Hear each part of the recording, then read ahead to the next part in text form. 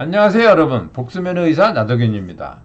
오늘은 이제 제가 제 위장병 환자, 평생 속이 나쁘고 소화불량, 만성 소화불량 환자였던 제 아버지를 치료했던 얘기를 이야기 삼아서 말씀드리도록 하겠습니다. 제 아버지가 평생 정말 속이 나쁘셨어요. 그래서 제가 국민학교, 당시는 이제 초등학교, 당신은 국민학교라고 했는데 들어가기 전에도 그랬으니까 정상적으로 식사를 하신 기억이 별로 없어요.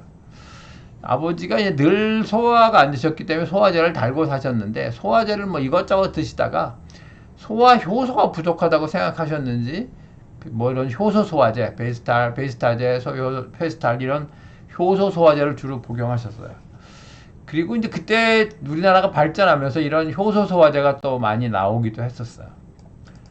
그리고 이제 그래서 내가 의사가 된 후에도 뭐 별 대책은 없었죠. 이미 뭐 굉장히 많은 병원과 의사들이 치료를 못했는데 제가 뭐 의사가 됐다고 바로 무슨 뾰족한 방법이 있는 거 아니잖아요. 결국은 이제 무슨 소화제가 좋으시냐. 그리고 당시에는 예전에는 병원에서 그 약을 갖고 있었기 때문에 무슨 소화제가 맞느냐, 좋아하시냐. 그래서 그 소화제를 이제 병으로 드리는 걸로 그렇게 했죠.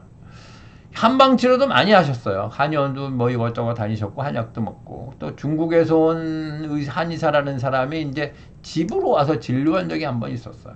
그 중국에 와서 왔다는 그 한의사는 이제 좀 진료가 특이했는데 한 손은 이제 손목에 대고 진맥하는 것처럼 손목을 하고 한 손은 갈비뼈 사이를 짚고 진맥을 했어요. 그래서 그게 뭐냐고 물었더니 제가 의대 다닐 때인데 12장부를 다 진찰하는 거다 이렇게 하더라고요. 그래서 그 당시에 나는 그 뭐 해부학적 지식이 좀 있으니까 거기엔 동맥은 만져지지도 않는데 그게 무슨 진맥이 되나 이런 생각을 하고 좀 의아하게 생각했었어요.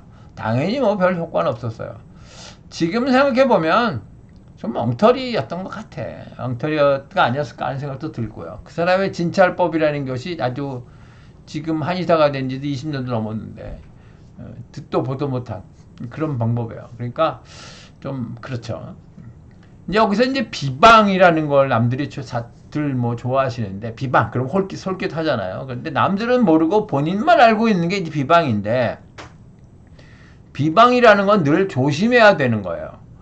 비방이라는 건 다른 말로 하면 세상에서 남들이 그것이 무엇인지 치료가 효과가 있는지 없는지 좋은지나 부작용이 없는지 이런 걸 검증하지 않은 방법이에요. 그러니까 비방이라는 건 조심해야 되고 합리적으로 생각해 보면 우리 다시는 다 비방이라는 걸 뭐 좀 솔깃해요. 비방이라는 말을 들으면. 그렇지만 비방은 없는 거죠.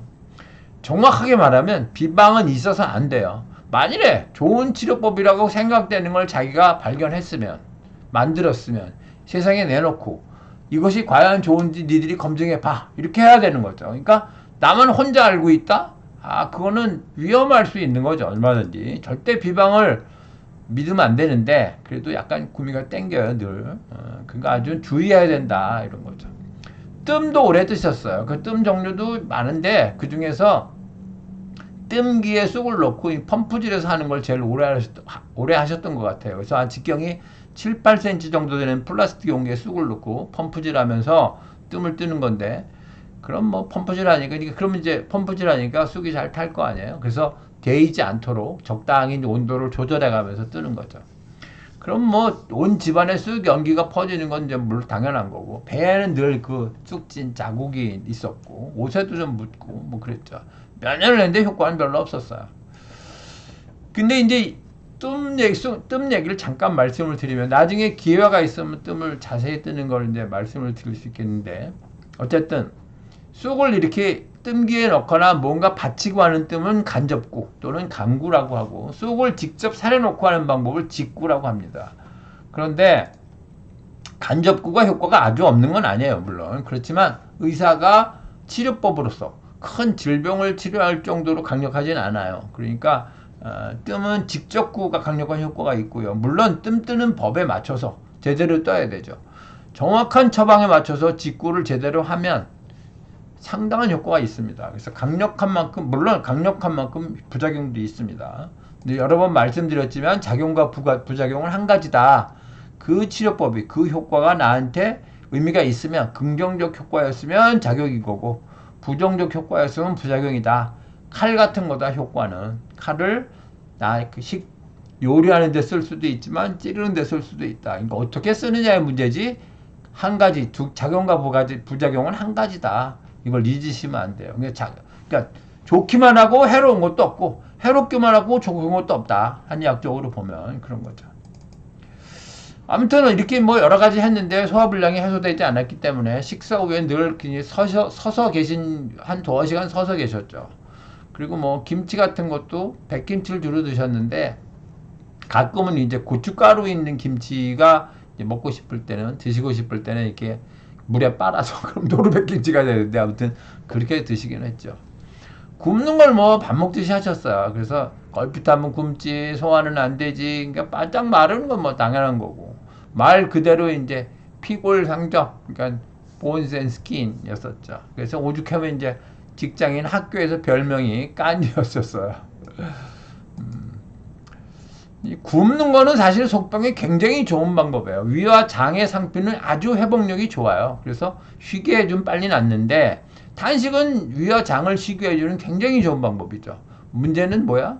우리가 음식을 먹어야 살 수 있다는 거예요. 문제죠. 그래서 너무 오래 그걸 차단할 수는 없다. 이것이 이제 딜레마인 거죠. 그래서 위가 헐었는데도 그 위를 통해서 음식을 먹고 섭취를 해야 되니까 허른 거 자꾸 비벼지니까 잘 안 날 거 아니에요. 이제 그런 문제가 있는 거죠. 굶기는 것을 이제 의료라고 봐야 될지는 모르겠지만 환자분들은 좋아하시지 않을 것 같아요.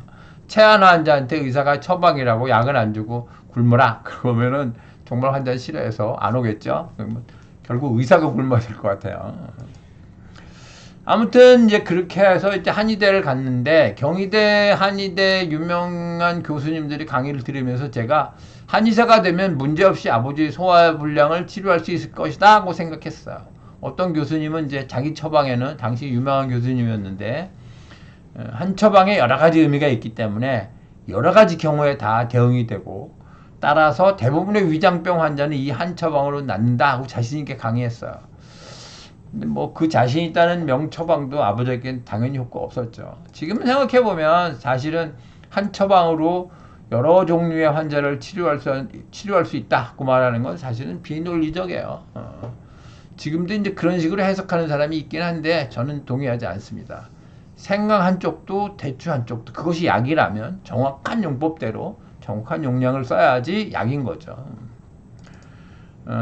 근데 그 명방은 이제 안 됐지만, 그렇게 쉽게, 그럼 굉장히 쉽게 낫겠죠. 근데 그렇게는 못했어요. 그렇지만 이제 나는 내가 이제 공부해서 아버지의 소화불량을 고쳐야 되겠다, 이렇게 마음 먹고, 여러 가지 책 보고 고민하는 과정이 있었죠.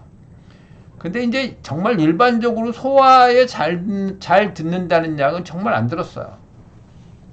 그래서 정말 고생을 많이 했는데, 지금 생각해보면 결국 그거는 굉장히 당연하다고 생각이 되고요. 아무튼 아버지의 속병은 소화불량, 만성 소화불량은 결국 한약으로 치료하셨고, 돌아가시기 전에는 이제 수년간은 식사를 잘 하셨어요. 그래서 이제 그것만 해도 내가 한의사가 된 보람은 뭐 충분하다 이렇게 하겠어요. 아버지를 치료하는 과정에서 이제 소화기 환자의 상당 부분은 이제 잘 치료할 수 있게 되긴 했죠. 뭐 아버지의 덕이 아닌 건 없겠지만 한의학적 실력에도 아버지의 덕이 상당 부분 있다고 하겠습니다. 네, 오늘은 이제 제 아버지를 만성 소화불량, 아버지의 만성 소화불량을 치료한 얘기를 그냥 얘기 삼아서 말씀드렸습니다. 여기까지 하겠습니다.